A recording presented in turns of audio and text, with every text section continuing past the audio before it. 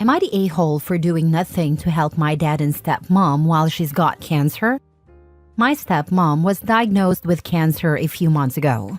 She's really sick, and she and my dad are struggling to keep everything going. They've got 4 kids together, all 8 years old and younger, and then there's me, 17 male. I don't have a good relationship with them. I did until I was 6, but then things went downhill. To give some background, my mom died when I was a baby. My dad and stepmom met when I was 2. I really loved her and was close to her, and I remember exactly when that changed. My stepmom didn't want me to spend time with my mom's parents anymore. Mom was their only child, and I was their only grandchild, so I was very special to them. My dad said he felt bad for them, or so he claimed, but he disagreed with her. I loved spending one Saturday a month with them. But my stepmom was jealous. She felt that if she was my mom, then I didn't need my grandparents on my mom's side. I remember her sitting me down and asking me to stop seeing my grandparents so I could be her son for real. She said it made her sad when I left and claimed they confused me about who my mom was because I'd say I'd had 2 moms, one I looked like and one who lived with me. I told her I didn't want her to be sad, but I loved my grandparents and didn't want to stop seeing them. Their relationship changed after that. She stopped being loving and affectionate. She stopped picking me up from school or spending time with me. If I tried to hug her, she'd push me away. If I tried to talk to her, she was cold.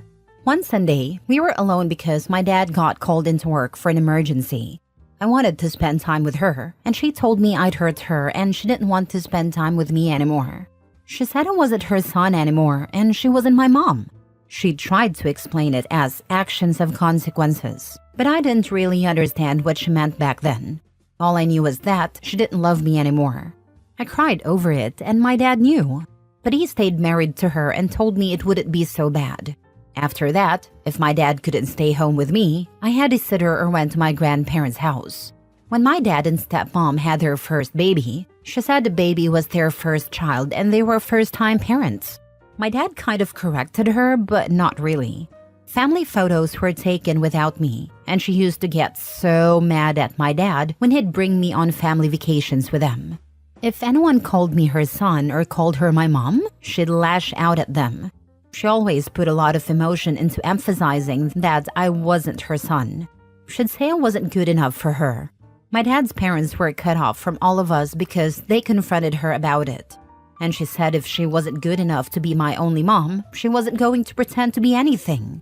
I stay as busy as I can, so I'm not home a lot, and that hasn't changed since she got sick, even when she was in the hospital.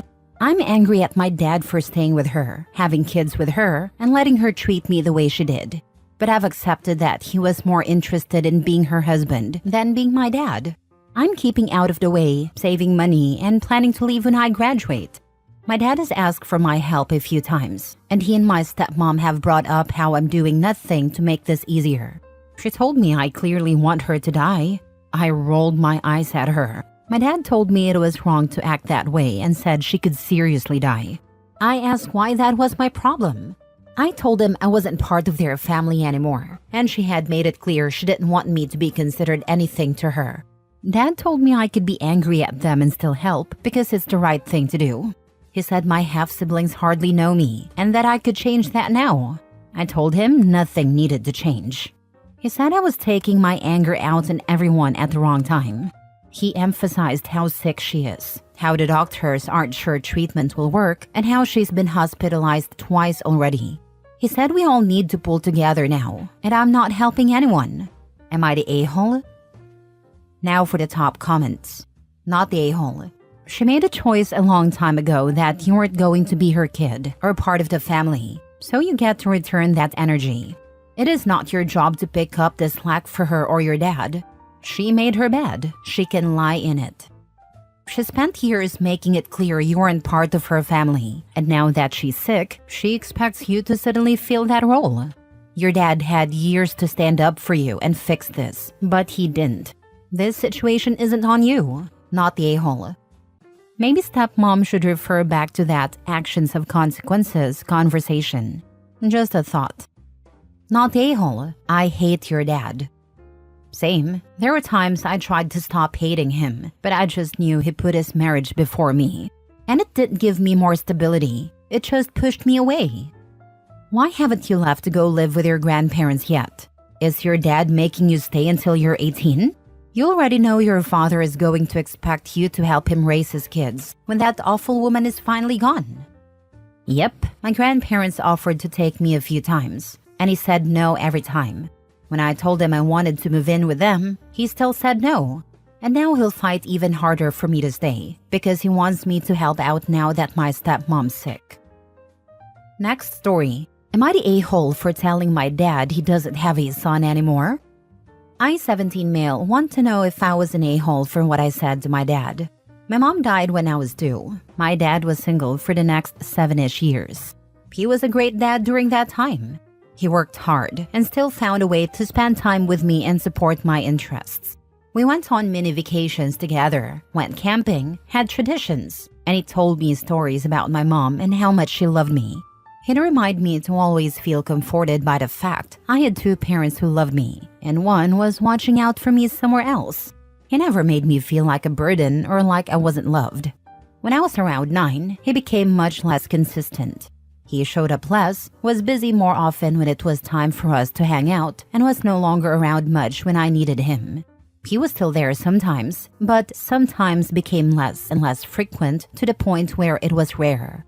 A few weeks before my 11th birthday, he told me he had been dating someone who had a daughter, and had invited them to my birthday party. Afterward, they'd be moving in with us.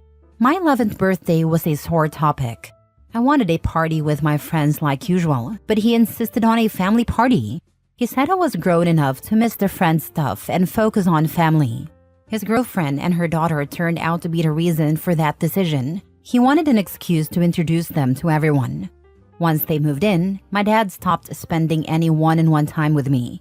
He was all about his stepdaughter, who was 4.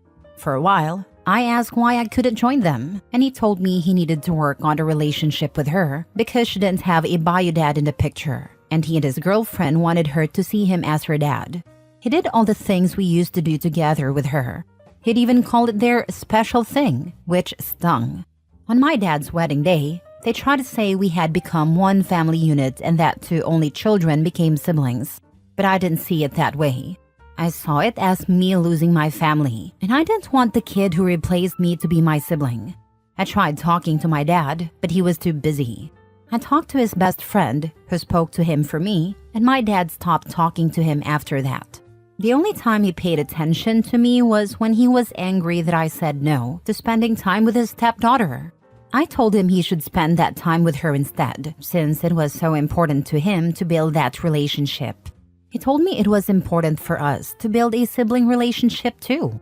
I told him I wasn't, when I wasn't even part of his new family. He told me I should ask his wife to build a mom relationship with me. I reminded him that I already had a best mom, and she was looking out for me. Anytime I had events parents normally come to, he was always doing something with his stepdaughter. One time it was an award ceremony, another time it was a game, and another time it was a talent show. Nobody showed up for me, but he always showed up for her. A few years ago, I was being bullied at school, and my principal called my dad to come and talk about it and figure out how to help me. My dad said his daughter was in the hospital and he couldn't come. The principal asked him to call back when she was out, but he didn't. My dad ignored a follow-up call too. He never even brought it up to me. Last year, my friend's dad tried talking to my dad. My dad told him to buzz off and stay out of it. I think that's when I gave up. I decided I'd keep my head down, work hard, and get out of there. I have just over a year left until I finish high school and under a year until I turn 18. I'm working on a plan to ensure I'll never need to see or speak to him again. I don't know what happened since New Year's, but my dad has started complaining about us never spending time together or talking. Maybe he misses the fighting? I don't know.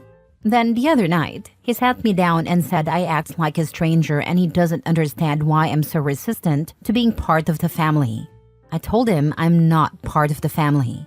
I said he has prioritized his stepdaughter ever since they moved in together and even before that. I said he pulled away from me, focused on her, and left me without a parent. He told me that wasn't true, so I asked him to tell me one time he put me before her. He got angry and told me I was being petulant. I told him his non-answer was his answer. He never put me first when it came to her. I told him I was done. I said, "Congrats, you have a daughter now, but you don't have a son anymore." My dad told me I don't get to deny our relationship, and how dare I hold it against him for wanting to give a fatherless girl a dad. When I didn't apologize an hour later, he told me I should just leave if I felt that way. I went to my friend's house, and now he's saying I wasn't supposed to leave and that I need to come home, apologize, and stop saying I'm not his son anymore. Am I the a-hole? Not the a-hole. It's easier to cut off the friends that spoke up for you and get angry at you than admit he messed up big time. Unfortunately, loads of people will never be as good parents as they could because their egos get in the way. Ego will stop people from self-reflecting and changing their behavior. And apologizing. I don't think talking it out will help. He isn't listening. You can write a letter as a last attempt, if you need it and think that could help. Sometimes written words are better received. Your dad could have been a father for both his stepdaughter and you at the same time. If he did so, you probably would have had a better relationship with her too. He could have compromised to make everyone feel loved and cared for. Never forget that you were a child and it was not your fault. He should have done better for you and he didn't. I hope you managed to heal and find a support system elsewhere. And maybe have a better relationship with him if that's what you wish. Take care of yourself. I don't want a better relationship anymore. I gave up on that happening a year ago after my friend's dad tried to talk to him. That was 2 other adults who spoke up for me and he got angry at them and refused to accept it. He didn't even ask me about it either time. So our relationship is dead. I don't have a dad anymore as much as it sucks. You sound like me at the start of my cutting my dad off. You've already mourned that loss and have moved on. When he finally does pass, it will not be that big of a deal because there is not a lot left to grieve over. Your dad may choose to change for the better at some point, but you'll know that's the case when he stops trying to demand a relationship and is willing to apologize in a way that owns his failures that you mentioned above and ask how he can make amends. Anything less than that will be him just saying, "Please stop being mad at me," and that's no change at all. That's the perfect way to describe it. I spent so much time and energy on him. It took up so much of my headspace, and then I reached the point where I was just so done, and I stopped giving him that energy and headspace. I was still aware of it at all, but I mourned the fact he was already not a real part of my life anymore, and never could be again after everything. Not the a-hole. Some people realize way too late that they have screwed up a relationship. Sorry for all the hurt you have experienced. The very best revenge is living well, so when you go out in life, do just that. Be successful in whatever way matters to you most. Last story. Am I the a-hole for refusing to discuss my stepfather's will with my siblings and the fact I was right and he wasn't my dad? The father of my siblings died 11 months ago. He had been married to my mom since I was 4, but he never considered me his kid or treated me like his own. He told me himself when I was a child that he was not my father, and that my dad was some a-hole who walked out on my mom when she told him she was pregnant with me. He said if I ever wanted a father, I needed to track him down, but I shouldn't expect him to step up. He made it clear that he wanted his own kids. My mom and him had 3 kids together. There's an 8 to 11 year age gap between me and them, and they always believed we were full siblings. My mom never corrected them, and their father never realized they believed that. When they were all 12 and older, I sat them down and told them we had different fathers. I had wanted to tell them before, but they were kind of petulant kids, and I knew I'd be wasting my energy trying to convince them. When I explained it, I even showed them my birth certificate as proof. They didn't believe me and had all these excuses. When I pointed out the difference in how he treated us, they said it was just because I was the oldest. My mom died 5 years ago. Her husband became ill after her death, and my siblings and I had a big fight because I refused to contribute to or help with the care of their father. They hated me for it and said I was taking the difference in treatment out on him, claiming it was known that older kids have it differently. They told me that if it was more "he's not my dad" BS, that I needed to get the heck over it and accept that we're full siblings. Now that he's gone, they have finally accepted the truth, because he left me nothing in his will. He left very strict instructions that I get nothing because I'm not his child. My siblings are in their 20s now and I'm in my 30s, married with kids. It doesn't bother me that he left me nothing.